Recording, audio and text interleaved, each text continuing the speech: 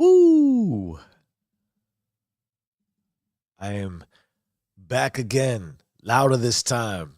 My mic is actually on. Same message, clearer channel. So let's run it back how it was supposed to sound. This is an important message today. Warning, this is a live system override. This message may destabilize your emotional operating system. Symptoms include identity friction from emotional autopilot, sudden resistance to doing what you said you'd do, emotional guilt masked as self-compassion.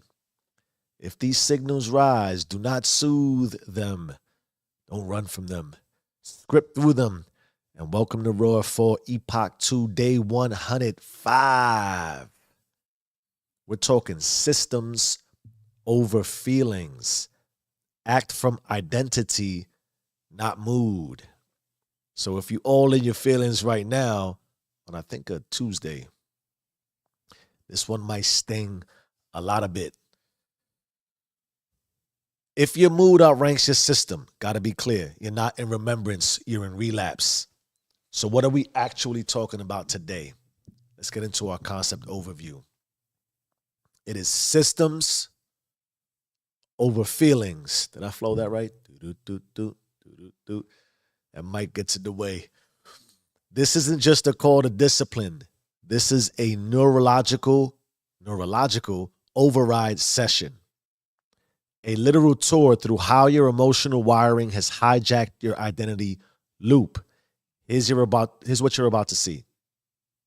Your subconscious is 95% emotion-based memory. You've trained your body to only move when the feeling aligns. Logan, please lower that. Sorry, my son's behind me today. Feelings deliver faster feedback than system design, so most people don't obey them. Alignment is now just a rebrand for procrastination. Massively important here. Your nervous system can be reprogrammed, but not through desire, but through repetition. This ain't therapy. It's override instruction. Super important overview. That's what we're getting busy on today. Here's a very light and succinct visual metaphor. We call this the train that does not wait. I see you. You built the train system.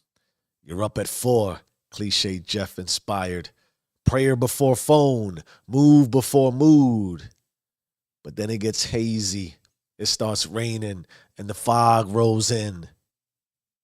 Your feelings have showed up late, so you missed the train. All that design, no movement. All those feelings, no action. So here's my personal perspective. Are you in your feelings yet? Are you feeling triggered? Not yet, right? I haven't hit. Cool. I call this overriding emotional addiction. Here's what I've come to realize. Your subconscious will feed on you if you keep feeding it weakness. Let me break that down how I know it and understand it. Your subconscious, it's 95% of your behavior. It doesn't think, it doesn't process, it just execute what it has been taught. And most of us, we only become conscious when something hurts. So guess what the subconscious learns? Oh, it hurts. Oh, I'm in pain. Oh, the stress. Pain equals activation. So now every time you want to change, grow, or act differently, your body and your mind interpret it as a threat. And why? It is because the only time you're fully awake is when you're fully unraveling. So that means you've trained your system to only respond to collapse. Not clarity, not calling, not consistency, at least not in that way. This is now your consistency. Consistency towards collapse. Of course I lived like this. I wasn't always this perfect. I used to wake up late with just enough time. React emotionally. Dream big dreams, but say, I'll start tomorrow. I scroll a little bit, eat, work just enough to stay afloat. And then I wonder why my identity was never was never upgraded. Forget the labels. I wasn't lazy. I was addicted. You already know this. To what? To myself. I'm still addicted to me. But it is the emotions. I thought they were mine, but they were actually just familiar. So here's how I changed that, right? I realized after doing my own self-research on myself, if I want to override my emotional state, I have to do it during my only window of power. And it's a very small window of power, consciousness. And maybe that's 5% of the day, if 95% is subconscious. And if I keep coming into that 5% with guilt, with fear, with fatigue and attachment and stress and worry and poverty driven, all that garbage, I'll never reprogram the 95%. The math don't math. So the only way I could do this is to override it with structure. You know, when I wake up, 3 a.m., not for the hustle, but for subconscious reset. I pray, I meditate, I script, I sweat. I give my body a new association. Obedience without explanation. Movement without mood. Discipline without dopamine, although I still get high. And the more I do this, the more my subconscious starts feeding on me with power. Not feeding on me to pull me down. So now when I'm a father, I lead. Like right now, lower that phone. I'm on the mic. When I love, I stay present. When I work, I execute, because the new system trained my subconscious to stay high on my own supply. On me, Cliche Jeff, not to spiral. Let's check the chat, because we're live at a later time than normal with this massively important topic. We're going to get into the Black Book and talk about systems versus feelings. We're going to talk about the mechanism breakdown and get literal. Give you some of the science and the language that eliminates all emotion. But one of the things I talk about that this is my own research on me. And when I say research on me, this is not just like Google and reading a book. I work on myself. I pay attention to myself. Why? Because I believe we have the same similar system, all in the image of God and creator and universe and spirit. We are our own architects. We have the will, the free will to create. Okay. I'm going to get more explicit in a second with the logic, but when I realized this, 5% consciousness, that's a really small percentage. But like everything else, that small percentage, it stacks over time. So the life we see for ourselves today, the realities that have been produced, has taken time. Now, you might have been born into certain things. We get that, but let's skip all that. The reality to where you come to as far as, here I am. This is what I'm receiving. I am who I think I am. I am exactly who I say I am. It is because when you come to awareness, consciousness is limited, not just to the 5%, but it is also the processing power, the speed at which it moves, the fact that it is emotional makes it much more limited when compared to the subconscious. So a lot of what you read and see and say and what you'll start to understand and process is the subconscious is unemotional. But it is unemotional towards the emotional aspect of who you are when you're conscious. So it takes who you are emotionally, believes everything you tell it, which we'll get into shortly, and then starts to just reproduce it and recreate for you over and over and over and over. Your subconscious is constantly scanning, constantly working to reinforce who you already believe you are. Let's get into the Black Book. You are in pink paper protocol, banca bodega style, Black Book, systems versus feelings. The Black Book doesn't tell you what to do. It tells you why you keep doing what doesn't work and how your system has logged that behavior as truth. So in our overview, I told you you're going to learn some things. Here's the first thing we want to emphasize out the Black Book. Question: why is your subconscious 95% emotion-based memory? It is because the subconscious does not understand logic It understands pattern, inclusive of illogical patterns. It learns through emotional association plus environmental repetition. So when something causes emotional intensity, pain, relief, shame, excitement, the subconscious tags it as important and then stores it. That is why trauma hits so hard. It bypasses thinking. Do you even think about what you're thinking when it's hard? You probably don't. It bypasses that. It gets filed immediately. So if you default to emotion enough, your subconscious makes emotion your operating system. Not because it is true, but because it's been fed the most data. You hear what I'm saying? The subconscious just processes data, and it'll tag it all as truth, regardless of what you tell it. You go outside right now, you can convince yourself the sky is green. You say it enough times, the subconscious is just going to believe the sky is green. In fact, if I told you blue was actually green and green was actually blue, that's all you would know. Does it make it true? It's true to you. Whatever you tell yourself is truth becomes your truth. Here's the second entry of the Black Book. Is the sky green? I'm starting to question myself. How did you train yourself to only move when you feel like it? And the answer is by rewarding emotion-based behavior with relief-based feedback. Example, you skip the gym. Are you skipping it today? And you instantly feel less pressure. Your subconscious doesn't hear, we made a wise recovery choice. What it hears is this: avoidance equals peace. And then that gets recorded. See how that works? Avoidance equals peace. I store it. It's truth. Now, every time you face resistance, your system recommends avoidance. Not because you're lazy, but because you taught it.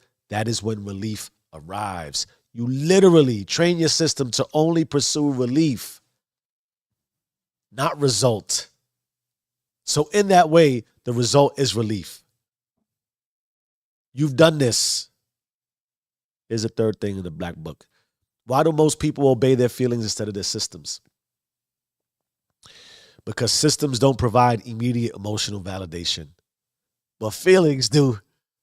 Your feelings are internal currency. They fluctuate fast.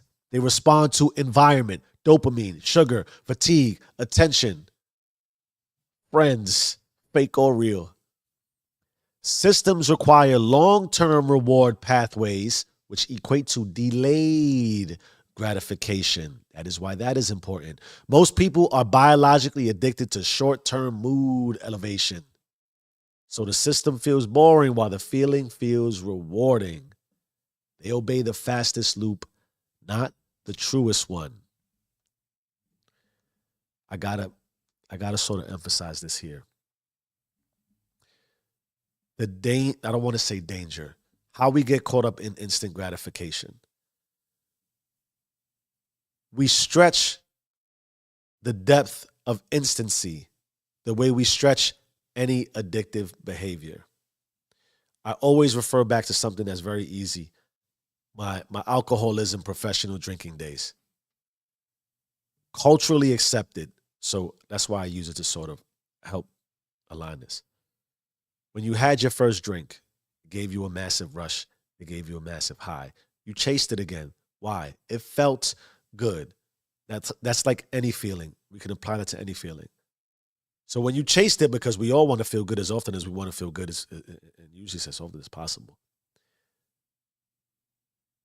your tolerance level increased. So it goes from one drink to two to the bottle.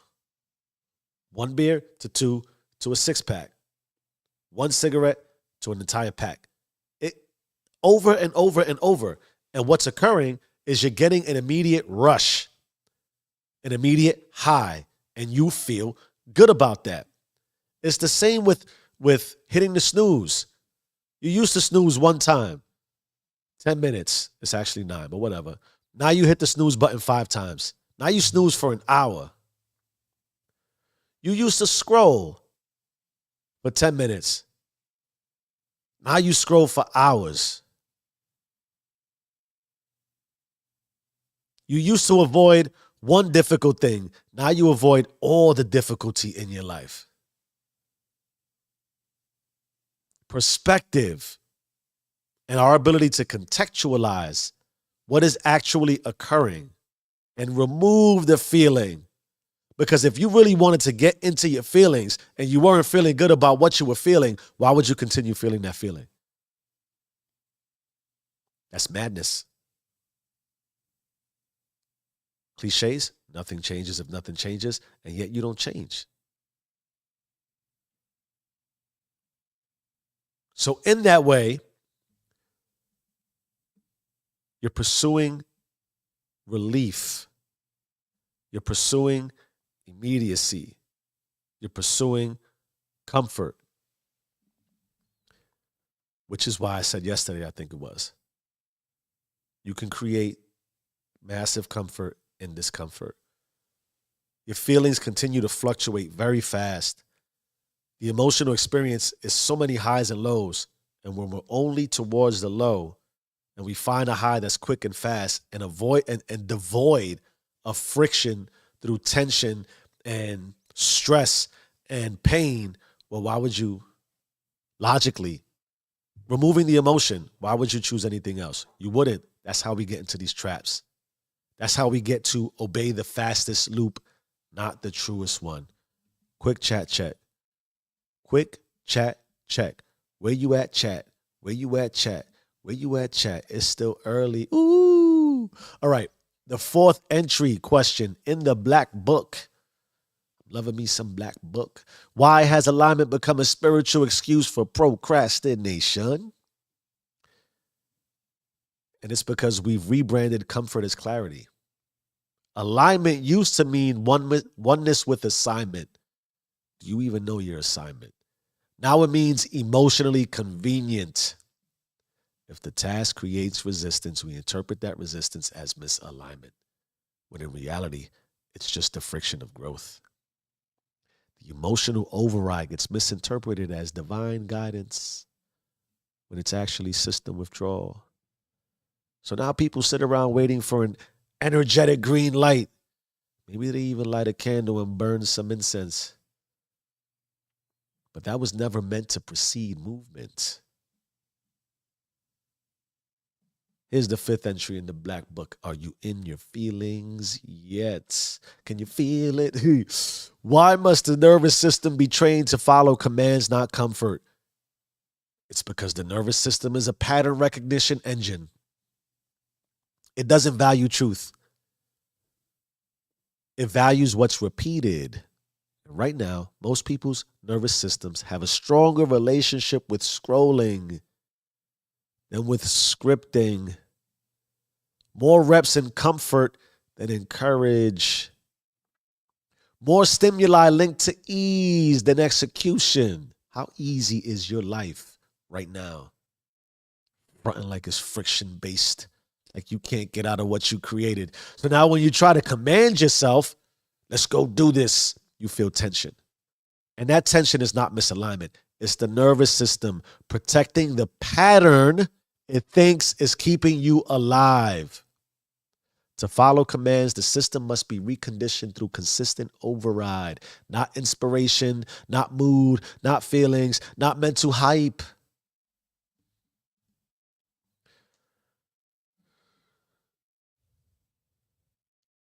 Literally, consciousness, fight or flight, the movement towards the activation of the highest version, whatever that pain and friction is. You fight yourself literally in life and death because your mind, it's unemotional about what the emotions are that you told it. Do you understand that? So it thinks it must keep you in this pattern in order to keep you alive, including if your pattern is stuck in poverty-driven, fear-based garbage. Listen to the math. The subconscious is so unemotional. How does it get trained? By your emotional state.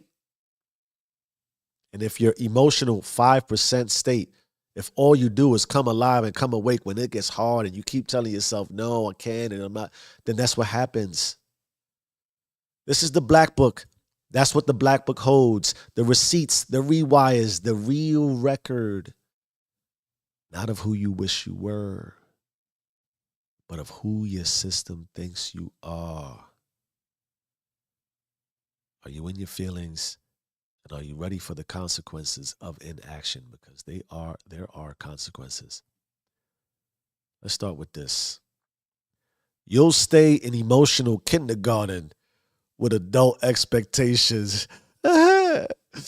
You'll convince yourself obedience needs to be felt before it is followed. You'll keep calling spiritual resistance self-care and clicking on cliche Jeff. You'll never build anything real, just vibe, shift, and your potential will turn into dust. You'll teach your nervous system to stall and it will obey perfectly. Worst of all, you'll keep scripting potential in your mouth while your system deletes it in your movement. How much longer will you talk about what you don't do? I got you though. Here's how to take ownership. The first thing you want to do is identify the emotional phrase that derails your execution. What is your most used emotional stall phrase? I'm not feeling it. I'm not in the mood. This is not aligned. Kill it. Kill that phrase before it kills your progress, because it's killing your progress.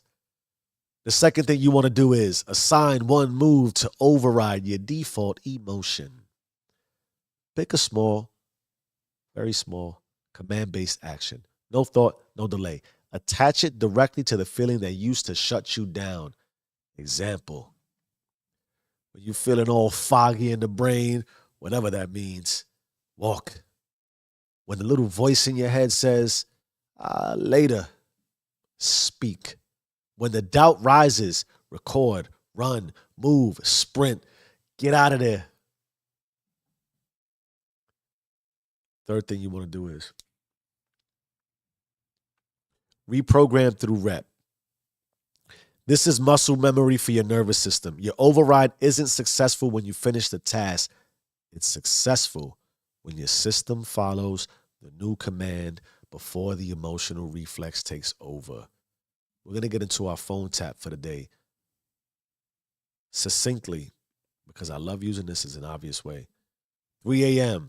Before I start to feel like, oh, I'm tired, I just get up. Thank you, God, I'm alive. I do it. So the emotional reflex that would come with pain and stress, it's not that it's gone. I override it before it overrides me. You hear what I'm saying? What is the command? What are you telling yourself to do? What is the system operation in motion supposed to be? Not the emotional state. Stop telling me how you feel. Stop telling yourself how you feel. That's another thing. Get over how you feel. Get right. Don't even talk about how you feel. Just talk about what you're supposed to do. That is how you begin to override your emotional state. You pound it with logic. You pound it with commands. You pound it with action.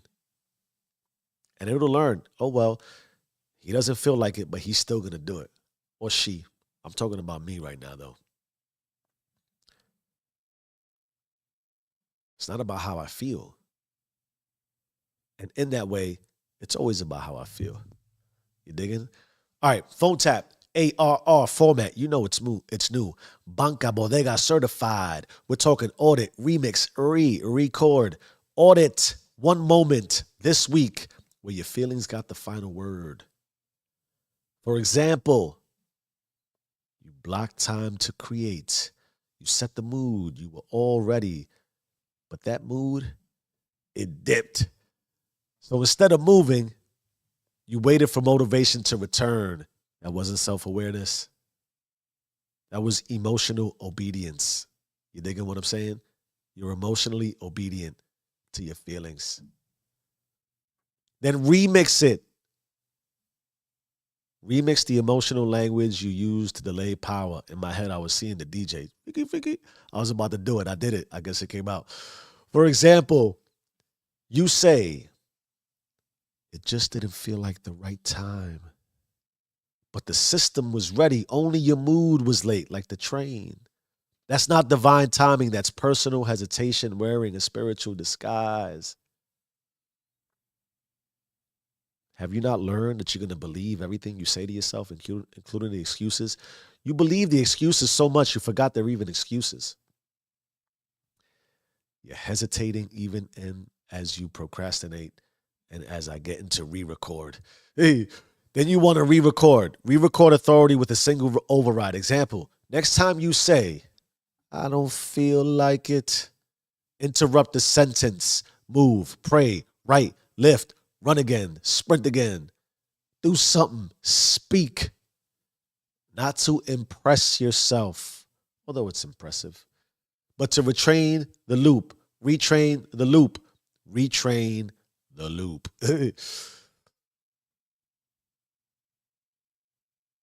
Feelings. Nothing more than feelings. You don't rise to your potential. You fall to your programming. And the black book don't care what you said at brunch. It cares what you executed at war. By the second, by the minute, by the hour. So own the system or be erased by emotional addiction. You either run the system or the system runs you. How you doing? Change your mind, change your life. I am who I say I am. Do you and stay rich.